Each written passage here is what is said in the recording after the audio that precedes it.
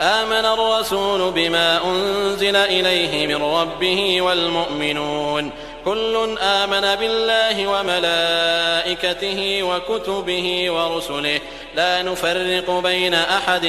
من رسله وقالوا سمعنا وأطعنا غفرانك ربنا وإليك المصير. لا يكلف الله نفسا إلا وسعها لها ما كسبت وعليها ما اكتسبت ربنا لا تؤاخذنا إن نسينا أو أخطأنا ربنا ولا تحمل علينا إصرا كما حملته على الذين من قبلنا ربنا ولا تحملنا ما لا طاقة لنا به واعف عنا واغفر لنا وارحمنا أنت مولانا فانصرنا على القوم الكافرين.